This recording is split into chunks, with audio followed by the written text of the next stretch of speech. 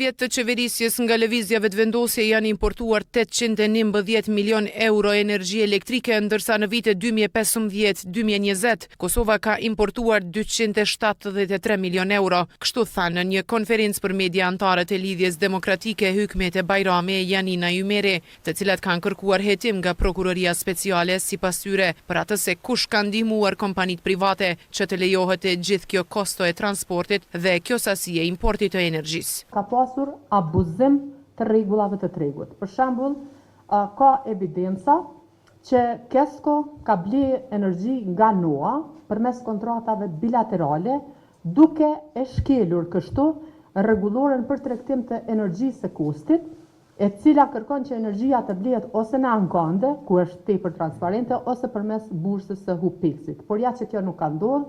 Bajrami ka thënë se ka dyshime serioze mbi importet e energjisë dhe rolin dominues të kompanisë EFT në tregun rajonal. EFT-ja i ka fitu shumicën e ankandeve vjetore, mujore dhe ditore në bazë të dhënave të SKA-s, të cilat janë publike. Dhe duke marrë parasysh faktin që gjatë qeverisjes së Kurtit 2021 shtator 2025 Kosova ka importu 819 milion euro energji elektrike, anashkalimi i EFT-s është gati i pamundur për shkak se ai, bën rezervimin e kapaciteteve transmetuese dhe ka monopolin në këtë treg.